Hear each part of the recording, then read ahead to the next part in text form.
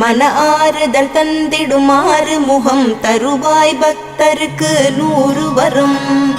கோதையர் இருவர் மலை மேலிருக்க திருமுருகனும் எழிலாய் கொலுவிருக்க அருள் தரும் நவகிரகம் உன்னை துதிக்க சரவணனின் காட்சி சென்னிமலையில்.